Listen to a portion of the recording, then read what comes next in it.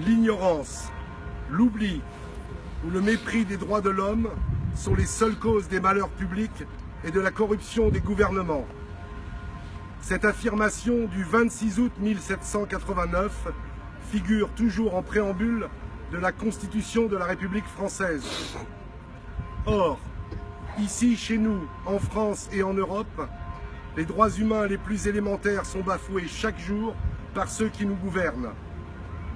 Ici, à Brest, le procureur de la République fait procéder à des tests osseux sur des mineurs étrangers pour les exclure du système de protection sociale et éducative auquel ils ont droit. Le conseil départemental, au mépris des recommandations de la loi du 14 mars 2016, les renvoie à la rue sans s'assurer de la nécessaire continuité de la protection sociale qui doit favoriser leur accès à l'autonomie. Pourtant, il existe des responsables de collectivités qui refusent que sur le territoire qu'ils administrent se prolongent des situations humainement inacceptables. Nous évoquions le mois dernier Daniel Carême, le maire de Grande-Synthe. Il est aujourd'hui rejoint par Anne Hidalgo, qui va construire des centres d'accueil pour les réfugiés qui dorment dehors à Paris. Nous attendons de nos élus locaux qu'ils aient le même courage politique, la même réaction devant ces atteintes aux droits élémentaires des êtres humains. Nous attendons d'eux qu'ils réagissent en sortant de logiques comptables, tout en continuant à exiger de l'État qu'il exerce ses responsabilités. À notre porte, à notre frontière, puisque celle-ci commence avec l'entrée dans l'espace Schengen, continue à se jouer la plus grande catastrophe humanitaire en Europe depuis la Seconde Guerre mondiale.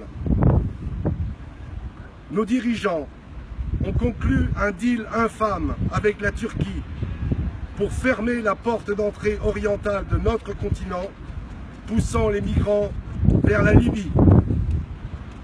Comme nous l'avions annoncé, comme tout le monde le savait, cette politique a renvoyé des milliers de réfugiés vers la Libye où ils vivent un enfer. Viols, réduction en esclavage, torture, raquettes y sont la réalité quotidienne de milliers de migrants avant qu'ils ne soient jetés à la mer, entassés sur des embarcations de fortune avec une espérance de vie de quelques heures. Ce sont les trafiquants d'êtres humains, les négriers des temps modernes, qui prospèrent grâce à cette politique indigne.